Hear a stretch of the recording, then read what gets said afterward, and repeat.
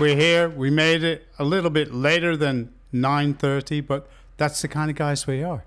We don't know where we're going to be from 1 minute to the next. Hello.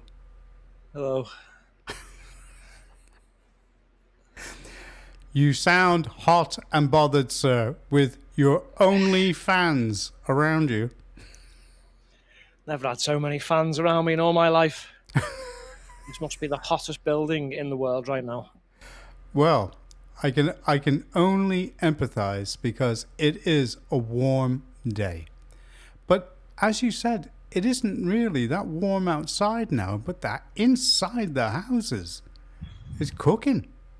Oh, it's lovely downstairs with all the AC on. Had that all day. It's been lovely. Come up here. That's the way of it. Well, let's bring this man on. We know who he is. It is Statsman. There he is. The great statistician. Did I get that right? Well, I haven't been doing that many stats recently. Well, My head's going to burst with stats. Well, you can add up the centigrade, kiddo, and you don't even need to quote the number. It's just hot. It's effing hot. That's it. That's the one.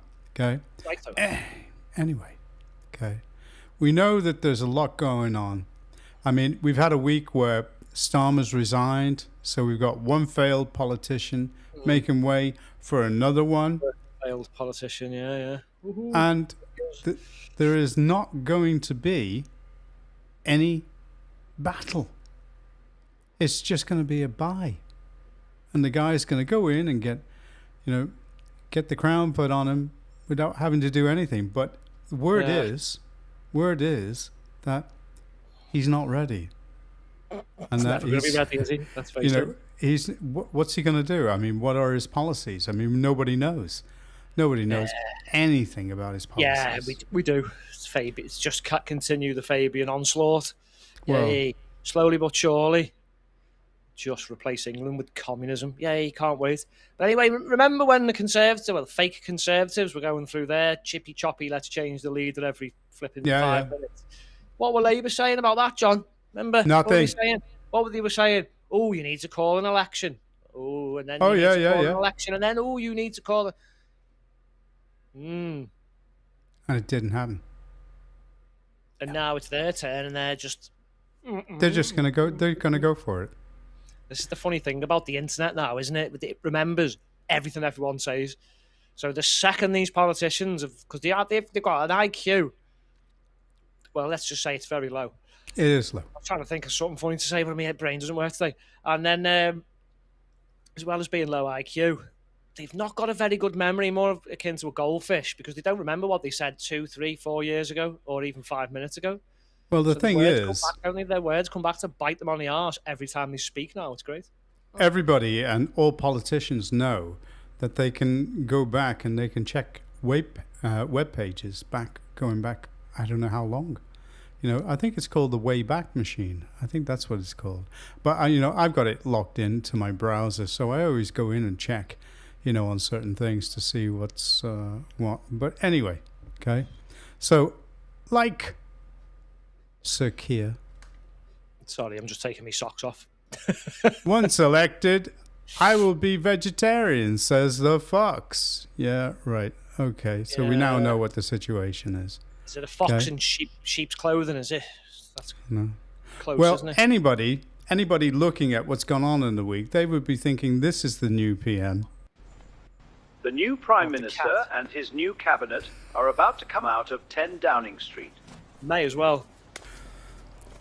You look at them and you go, what the hell? The new Prime Minister and his new cabinet are about to come out of 10 Downing Street. Count Binface. Yes, he was like, I quite liked the guy. He had some serious points to make, at the election. I mean, sorry for being a stickler for the rules, but don't the Monster Raven and Looney Party have a rule that if they got elected, they can't take the position? So That's right, because I remember that we interviewed them. So we won't have Binface, even if he won. I know, but I mean, Do you know what? He looks less robotic, doesn't he, than mine Starmer, yeah. Oh, well, you're missing. Before you move on, you're missing Starmer. I think I've got Stockholm syndrome. Where you end up making friends with your hostage. No. Kind of miss him. He's not on as much, is he? No. Miss him when he leaves. Don't care. Right? But here's a guy that I cannot get enough of. Liquor on for 10 blocks if you're not turning. You shouldn't. No, you shouldn't. People are going to think you're an old man with dementia. I'm convinced this is fake. Stay-at-home girlfriend. Stay-at-home wife. I'm a stay-at-home husband. Three of us should just stay home together. No? Right? Wow, okay. By the way, if you're trying to call Phil, his name starts with a P, not an F. Oh my God, are you nuts? Yeah, what's the matter? Do you have a reason to be here? Doesn't look like it, unless you got a hot friend or something. Oh no. Okay, Chrissy, would you call the police, please? I'm sure he dubbed Oh, over yeah, the you were shit. right. There's no reason for me to be here. And you really think a grand opening sign is a good idea for a gynecologist's office? That's crazy. You know, when Amazon delivers a package, I peek out the window, I wait till they leave, and then I get the package. It's really creepy. I don't think it's creepy. Well, no, yeah, it's probably creepy to the owner of the house. Yeah. Ran out of gel? Yeah, that's right. Or are you a bad electrician? Fucking asshole. I'm sorry, bro, but it does look like you combed your hair with a balloon. I gotta be honest. Did you comb your hair with a balloon? I'd like to take you outside. Is it windy out? Yeah. Yeah, I don't want to mess my hair up. Even if it is dubbed, it's funny. I just think it is so funny. One of the things that got me this week. I mean, I'm not gonna play it just yet, but Simon Evans, we've got to play him. He come up with such a wonderful joke, and it is so funny. But this is something that I came across when I was browsing, and I have never seen or heard an accordion player like this. Check this out. This is different.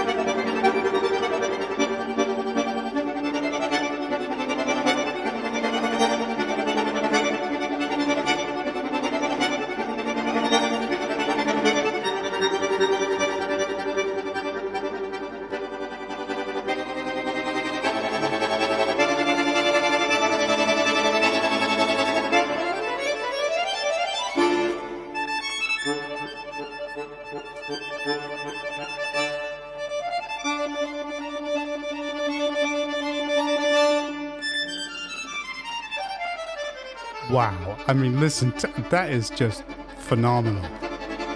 I have never heard an accordion played like that before. I mean, that is just phenomenal. I mean, that's one of Vivaldi's Four Seasons, and it's just like, wow, Jesus. It was all right. But I'm hard to please, so yeah, it was okay. Well, do you hold sensitivity training in your establishment, sir? What do you reckon? I mean, how sensitive are people in pubs? No. You don't? Well, what would you be like if you were in this establishment? It's quite the opposite, isn't it? Toughen the fuck up. Ding your bell Training. when you hear anything you might deem inappropriate, okay? Let's go for one. And action. What? She didn't knock. There's no door. Let's go again.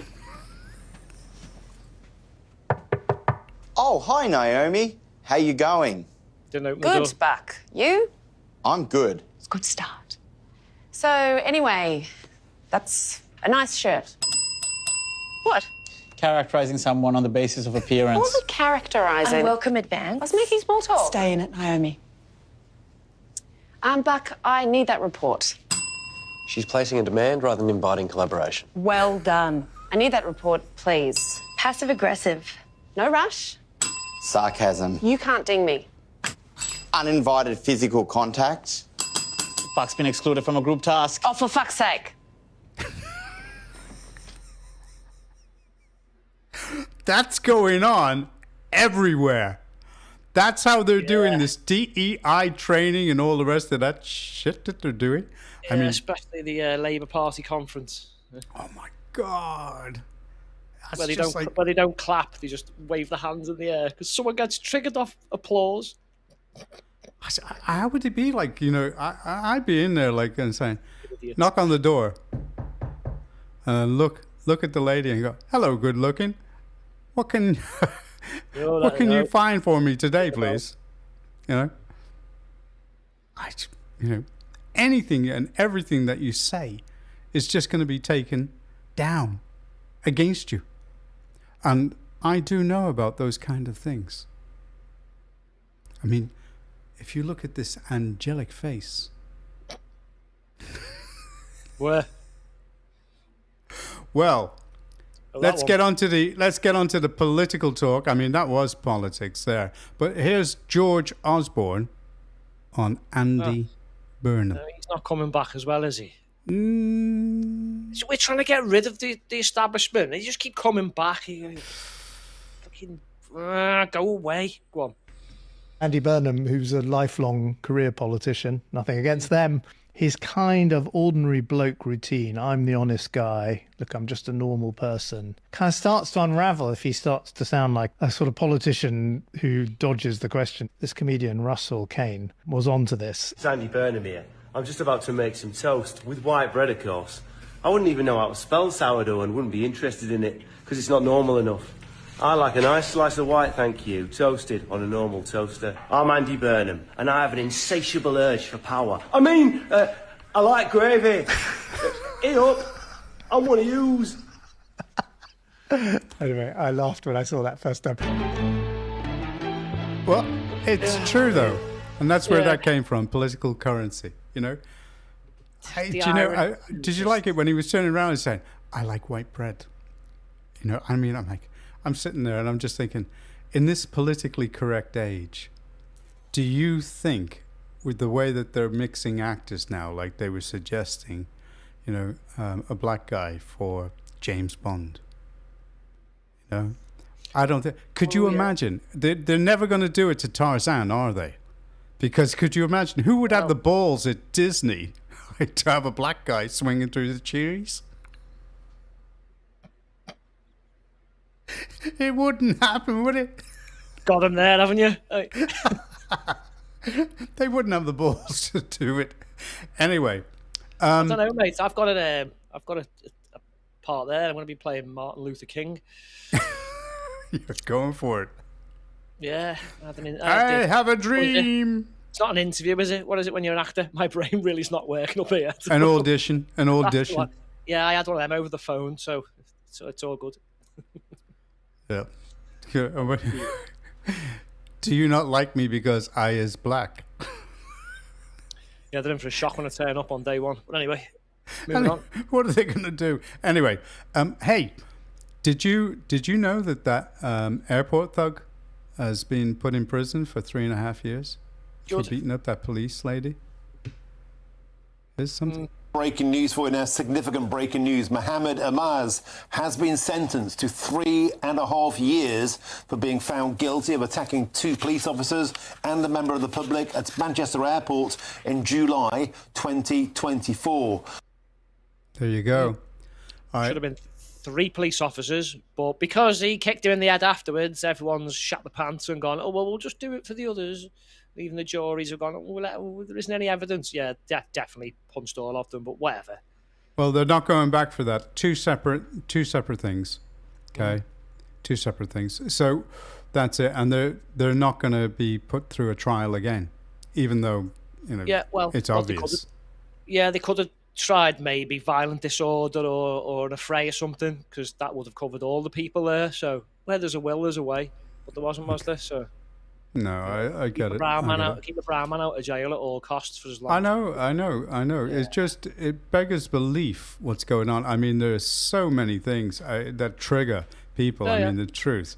I mean, that reel that we put out about. If me or you beat up 3 police officers, we would be getting charged for all 3 of them, and we would have been on remand, and that would have been it. We would have been slammed. Yeah. We wouldn't have been doing interviews, playing the victim. No, true enough. Our own little community solicitor, who's also a idiot. But anyway. Well, I just want to say that, I mean, some of the stuff, the reels that we put out, I mean, the one that we had about the black guy killing that father, I mean, that went up to something like about 140,000, views. And the comments were just phenomenally supportive, you know, of the Yeah, people. have we had any funny ones? I've not had time to look today. I'll find some. Any horrible ones? No? No. We'd just like to thank everybody that does comment. That does comment on the reels, and we thank you for your input. We can't get round to everybody, I mean, because that's like 140,000 comments. Yeah, I'd especially like to congratulate and thank the person who, called me an arsehole and a prick. I love it. Carry on. Called you a retard. Someone else called you a retard. I don't remember that. How do they know you? I don't remember that. That's like that guy on that thing. When he turned around and he got called an asshole, he said, "You don't even know me." He said, "You're a prick." And he went, "Oh, well, maybe you do." That's fine. That's what I mean. Call me a prick and an arsehole, so you must know me. Well, there you go. There you go. And please remember, this is over 18's cast. Right. And here's a question for an over 18 in this country. How many people in the UK pay tax?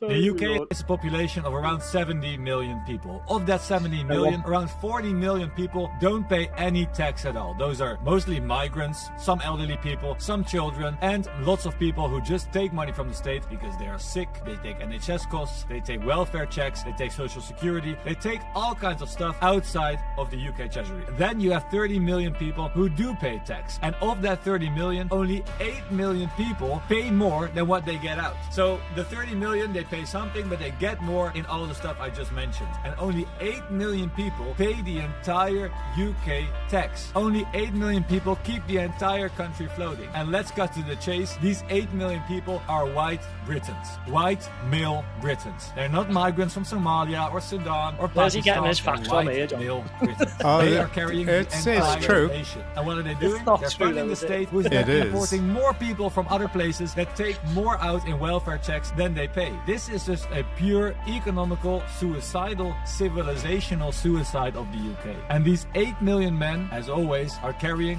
the entire country. I wonder when they will find this out and they will think, might have had enough of that, mate. I hope soon. Follow Meeswaans down below. There you go. Now, okay, now he's going out and he's stating it. Now, yes, there may be a few discrepancies, yeah. a few, but mate. I would say in the round, he's not far off. And I think if the ONS released all the figures, I think you would find that it's not just white men paying tax. No, it isn't just white men paying tax. What he's talking about. No, what he was saying was that it is basically out of all the people, it is 8 million white men that are paying more than they take out. Big difference. What he forgets is the reason 30% of the population don't pay tax is because they're underage. Well, no, he's talking about working people. He's talking people of working age. There was 70 million, and then he said, and only so-and-so pay tax. Well, that's because half of them can't. Or a third of them can't because the children. He's taken that into consideration. So I would say that he's pretty close. And I think if we were to examine the figures. Yeah, I'd say he's a bit off, but whatever. No, I don't think. I disagree. I disagree. But that's what we're supposed to do. We can't agree with each other all the time, can we? No. Yes, we can. No, we can't. Well, here's Adam Brooks, and he's going. Yeah. Here's Adam Brooks, and he's saying, "What's the point?" And now this is shocking. These are some of the figures. 819,000 working age households get over £30,000 a year in benefits. 267,000 households get over 40,000 in benefits a year. 91,000 households get over £50,000 a year in benefits. 16,000 households get over £60,000 a year in benefits and welfare. And that's almost twice the average annual take-home pay if you're a worker. Now, what is the point for some of these people to want to work when they're getting more in state handout? There you go. In a nutshell. Couple the two commentaries, and we know which segment of the population is actually sucking the life out of the economy. And it's true. We know it. So, and then, and here when we keep on getting told that diversity is good, here's a point of view that I actually agree with, and it's obvious. If diversity was good, John, wouldn't this country be flying right now? We'd have the best Of course GDP, it would. We'd have there'd be no culture issues, there'd be no crime, there'd be none of these immigrants coming over and doing what they do with children and women, and it'd be great, wouldn't it? Wouldn't it? Yeah. This would be the perfect utopia the socialists and Fabians have dreamt of.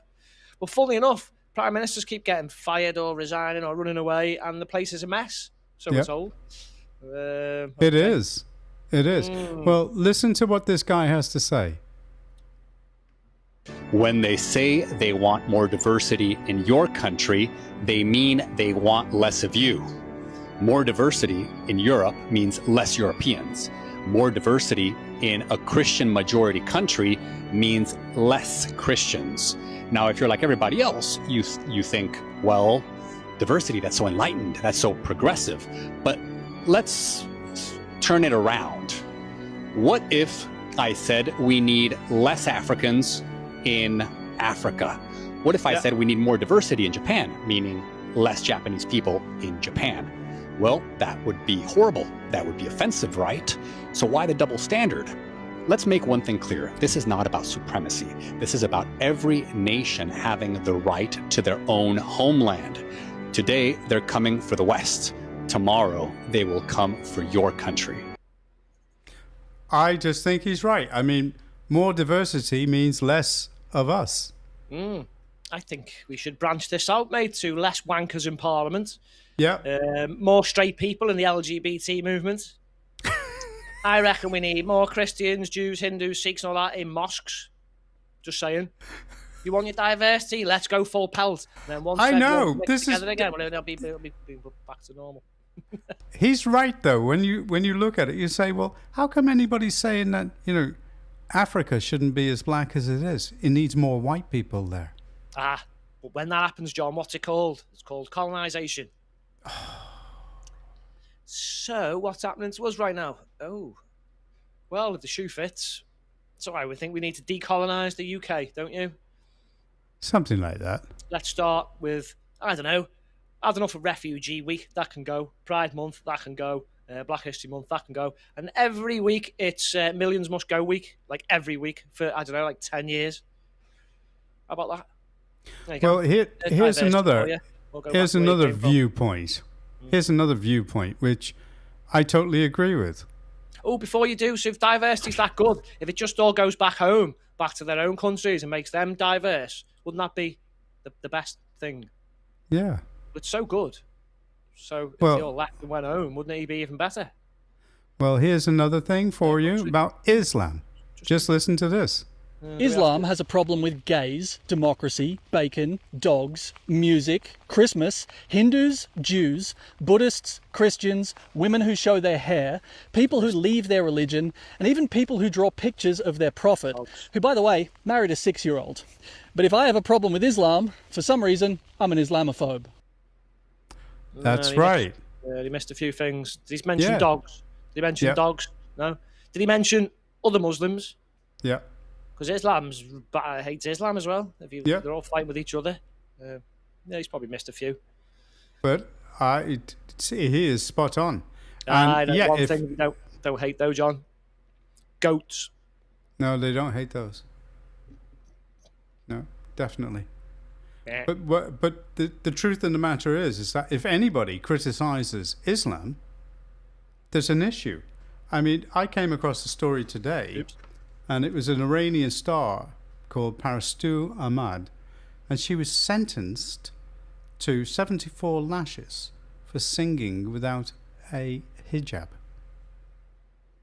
74 lashes. Singing without one. Yeah. That's a new one on me, mate. Not just for not wearing one.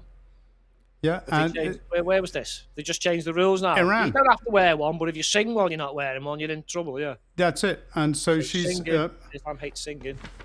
If I look at it, she's got a 2-year ban on engaging in artistic activities, because she offended public decency, and she put out immoral content online. Yeah. And this is just like, this is going back to like sort of December 24, but this is something that I only just come across. And I'm looking at it and I'm thinking, this is a story that came out today, okay? And, you know, you just sit back and you just go, we've got Islam dictating to us in this country. I know, but they can't even get that right. Now, I'm offended that the people who said she done a crime for not having a hijab on didn't actually force her to wear the full face veil, because in your Quran it says that's what you're meant to do. Cover both eyes or one eye so they can see the way, hands, everything. So they can't be that good at Muslims, can they, in Iran, if they're only making them wear a hijab? Yeah. And then if you read the Quran, and it'll basically say, well, if you don't follow it, you're not a Muslim. So that means they're all not Muslims in Iran as well. Bit of a shit mockery of a thing, innit? Really, I know. I mean, I'm absolutely I'm sick of it. I'm being honest. I'm just sick of it. Just do it properly or don't do it at all. You lipstick Muslims, just pick and choose what you want to do. I will stone a woman and lash a woman because she didn't wear a hijab. We're not even doing that properly. You should have a burqa on. Well, it's all to do with free speech. I mean, that's it, and they're trying to erode that, and it came up in Parliament. Jenrick had a go at it. So let me get this straight: the government is planning to decide either a minister or, even worse, unaccountable civil servants, which news providers are deemed trustworthy, and which ones are deemed untrustworthy, and then the government or unaccountable civil servants and quangos are going to give priority to the services which it deems to be trustworthy and reduce the prominence of those that they don't like and they consider to be untrustworthy. This sounds quite dystopian to me. How can this be seen as anything other than a very serious attack on freedom of the press and freedom of speech? Well, I mean, I'm not going to take any lessons from him and his disgusting party with the way that they spread mis and disinformation. What I would say to him is that this House has already come together to define what public service media is in law.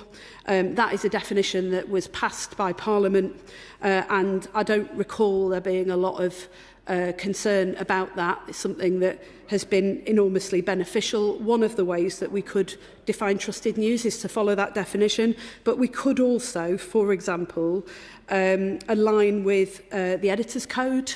There are lots of different options for doing this, but to somehow claim that this is about the government controlling what people see is just absolute nonsense. It is. I mean, what else is it? You can't put it any other way. I know, John, but the whole thing's just an absolute farce, mate. When you've got a fake conservative star, I know he's with Reform now. I know the ones who just couldn't get enough of the quangos because it meant they had less work and less decisions to make.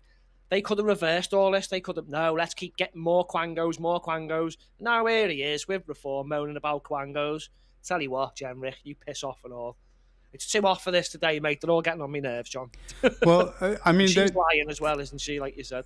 Yeah, they tried it on again because they were going to try and pass something through, all right, the House of Commons, without giving the MPs first notice of this. Now, listen to this. And this is all about putting the migrants in barracks. My understanding is that the Home Office are due tonight to announce 12 new asylum seeker centres across the country with no statement to the House, with no notification for those of us who are here, and I know that this is a very, very important issue to our constituents. I seek your guidance on how we might encourage the government to release this sort of information here first so that we can scrutinise it on behalf of the people that we represent here in this place. Can I say, if that is the case, it is totally unacceptable once again. This government doesn't seem to understand that MPs of all sides should hear any news first, as it is their constituents that are affected. And if it's true it was going to a WMS on Monday, that is also doubly unacceptable.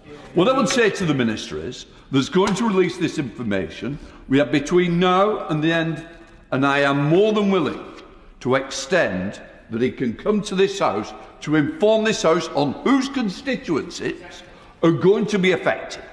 It is unfair, it is unacceptable. When will they get the message? There is going to be a change of government. Well, I hope they learn in the next people who take over. I don't want to continue a debate, but I'll hear it. Mr. Speaker, merely to confirm that I have been made aware of the same information as my honourable friend has just put forward to you. This isn't good enough, and I'm presuming you're the same, that you've heard the message.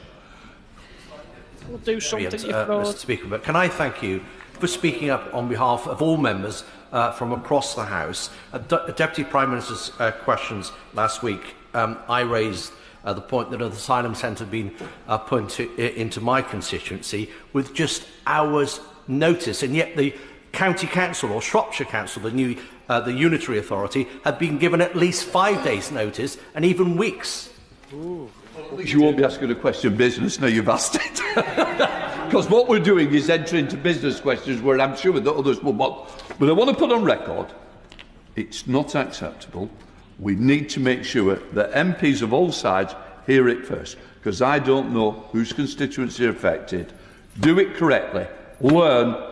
Speak to the Leader of the House. I'm sure he can make arrangements within the business. Now, that's very important, because they are being sly about the way that they're putting legislation through. They're trying to slip it through without anybody seeing it. And, you know, it's annoying people, because there were people out, you know, protesting about putting migrants into their area. So it's all starting all over again. And it is, without a shadow of a doubt, provable fact that wherever you're putting these migrants, there is trouble. It's as simple as that. They're taking the piss, John. I mean, look, he's just, what is he? He's got to tell them off again. Yeah. Look, they're just taking the piss. They'll do what they want. They always do. They're going to pick. Both parties are just going to appoint their own leaders. No voting for the membership. No elections, nothing, right? And he just puts up with it every time, and they'll release stuff incorrectly, not through Parliament. And each time, Wallace and Gromit here tells them off. They don't care. Oh, please don't do something naughty again. And they're all like, who cares what he says? Well, myself and a couple of other colleagues have got an issue. I mean, I'll explain something now. We've got an issue with the Police and Crime Commissioner of Cheshire, and we've got some other issues that are going on. And they can't even do a subject access request properly. And we're talking about, you know, wanting to talk about concerns about large amounts of money disappearing. And you can't get the Cheshire Constabulary to even move on certain things. Now, here's the point. If you go to a police and crime commissioner and you say, I'm going to make a complaint about you, it goes through to a committee of councillors called the Police and Crime Commissioner Scrutiny Committee. The only problem is that the Conservatives who invented this committee never gave them any teeth to do anything about it. So what happens is they just express annoyance with the PCC, and the PCC just goes, okay, noted, and walks away. So, you know, you wonder what the hell that you're going to complain about. And so many people have been through the same thing where they go. So don't go down that rabbit hole, anybody. Just go publicity. I mean, we're about to reveal details about things that are going on in Cheshire involving large sums of money, okay? And I'm sure it's going to wind up in legal battles, but, you know, we don't really give a damn. And we're going to actually, you know, get it out there. And anybody watching this, they know who they are. And they know that it's coming. So, don't go down their rabbit holes. Complain and go to the press. And if the press seem to be too affiliated with particular parties because they're getting a lot of advertising money from the particular councils, then make that clear to another newspaper. Out them. Don't stop outing them. Just out them. Fight them. Because it's the only way that you're going to get any common sense in this country. The only problem with that is you're relying on the enemy to take down your enemy. I think you just put them in the corner. Complaining about stuff's fruitless now, and then trying to get your enemy to do something about it is fruitless. So this is why we need independent media more than ever. And everyone just abandoned this lamestream joke, what everyone calls mainstream media. Mm-hmm. and let's put all your efforts into replacing these people, and then we'll set up a system that works for the country. Yeah. Because what's in doesn't work. I mean, that woman that we had on for saying how bad the UK was, she hates it and blah blah blah. Actually, she's not far from the truth. But it's not the UK. It's not the people of the UK. It's actually services. They're just so unproductive. They really, really are. What are you getting for the money you're paying? What are you getting? I mean, look at the way that you're taxed. How much do you make on a pint? Is it 20 pence on £2.20, if that? Probably half a pence. So you're just taxed to the hilt, and where's the money going? I mean, you're just getting to the point where you're just going, what is the point? I mean, Adam Brooks is right. And then they just keep on letting more people in, more handouts, and you're just going, don't like it. Well, here's Trump and what he thinks about what's going on. Our new Prime Minister will be installed in a matter of weeks, could be 3 or 4 weeks. Would you want to be the first person on his list to visit globally? No, but I think we're probably of a different persuasion. He's very liberal. That's an understatement. I got along well with Starmer. I disagreed with Starmer. I said, you have 2 problems, immigration and energy. And crime, too. He's got way more problems than that, mate. You have a terrible mayor of London, by the way. I don't want to cause any problems, but your mayor of London is grossly incompetent, a bad person, and a horrible representative for your country. You know that. That's why you're smiling and laughing, and it's true. But you know that. The mayor of London is a horror show. But you have a crime problem. You have an immigration problem. The immigration helps cause the crime, by the way. And you have a tremendous energy problem. You're building stupid windmills all over the country, and they don't do the job. You have the greatest oil field in the world, one of them. It's called the North Sea oil. No. All you have to do is bid it out to Exxon, Chevron, Shell, British Petroleum. They're begging to go there and pay billions of dollars. And because the left is so crazy, they don't want the money. And the country is losing. I mean, your country is going to go bankrupt. Think of it. You have one of these. Now, most countries don't have that. You have the North Sea oil, and you have the best part of it.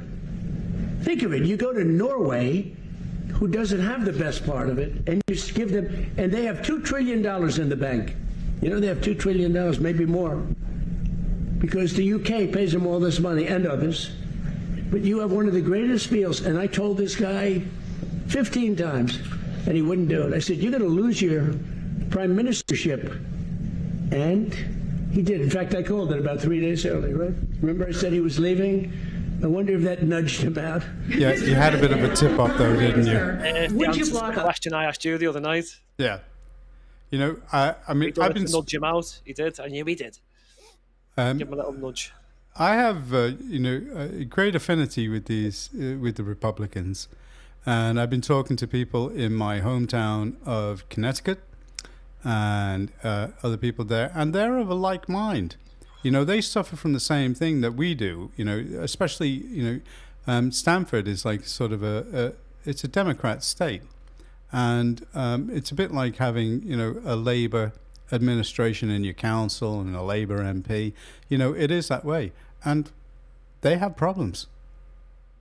They have serious, serious problems. Our problems are like, they're looking at us and saying, why are you so stupid? Why are you allowing all this stuff to go on? Well, they're not. They're not. I said to him, listen, there is trouble coming, and they know it, and it's probably going to kick off either in Ireland or Scotland first, because that's where I think it's going to get really, really serious. And then that will then spark off other things that are going on, because they are at their wits' end. They're at their wits' end. And they just don't want any more of it. They're sick of it. Right? So they get it. And they, basically they said that they want to actually set something up where we can actually put on an evening if any of the Republican politicians are going on, so that we can actually get them to give a talk, to people within just ordinary people, and they're quite up for that. So, watch this space, okay? Watch this space. But anyway, all right. Andy's coronation. Now, this is something that you sent in, and it's Coronation Street. It's a serious, serious piece. Here we go. To Andy Burnham, member for Makerfield. Andy, you must swear an oath. I want that one. I want that one. No, Andy, you need to swear on this book, not the one on the table. I do solemnly swear to be a Wonker and finish off what little remains of the country. Andy, you can't say that. I can say whatever I like now. I'm the king now, and the stupid British people who voted for Kai have no choice but to accept me. Love the hate marches in Manchester, Andy. You still have them there regularly, don't you? Oh, you'd better believe it. Manchester has hate marches weekly. Oh, Andy, my love, I can close your party now and come back with you and serve you my liash. Think of the things we can do together. Jesus Christ. He's not the Messiah. He's a very naughty boy. Think Crewkern Gazette have hit the nail on the head there. Smashed it. Yeah, give them a follow. Watch their stuff. It I do like it. I especially like that one. Another specky in number 10. Anyway, okay, we've had a great time, talking tonight about all these things, and let's see what happens over the weekend. Mad Dogs and Englishmen. Okay. Well, let's just say that we have a good one for tonight to end for the weekend. And I'd like to say thank you very much for the people that have been listening. Thank you very much. Thank you to all those that are going to be listening. And thanks for pushing us up the ladder. We're very, very grateful. Have a great weekend from these two patriots here. Have fun. Enjoy the sun. Indeed. Don't do anything I wouldn't do, which doesn't leave much. And this is Andy. Who the is Andy?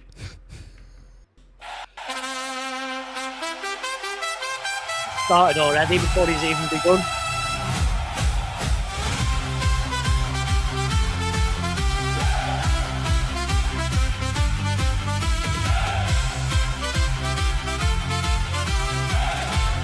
Hang on, they're not spilling any beer, but they're jumping up really high. I don't know who he is. Round here he's rarely seen. Manchester isn't his. It was built by Leese and Bernstein. I scratched my head and looked around. Who's this fella making all this bloody sound? 9 years up north, but the country don't know his name. So-called king of the north, but who is Andy? 9 long years, but nobody knows his game. He took all the glory, but the glory wasn't his to claim. Now he's coming for the crown. Here's our Andy. Na na na na na na na na. Who the fuck is Andy? Na na na na na na na na. Who the fuck is Andy? He turned up late once all the heavy work was done. The 96 blast rebuilt that place before his time had come. The games were done, the praise was there. He took a bow without a care. George Osborne did more, and he'll never admit it.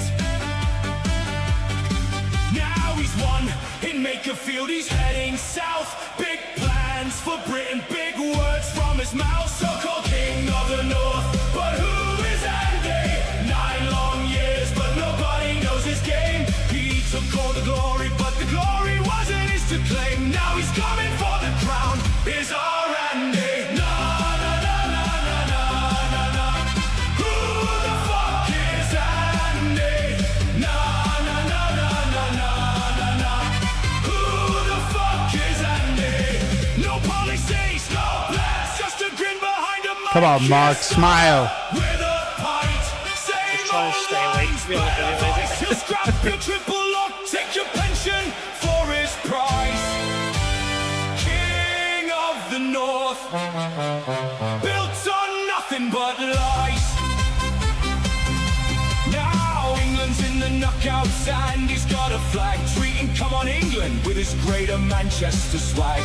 Starmer took the fall, the crown is spare, and he's heading south to park himself right there. A legend in his own mind with a throne behind his eyes. Richard Lee's told him straight, the buses are your prize. 9 years of now, Danny's off to town, wants to wear the number 10 crown. So-called King of the North, but who is that? 9 long years, but nobody knows his game. He took all the credit for the work that others do. Now he's coming for England, he's our Andy. Who the fuck is Andy?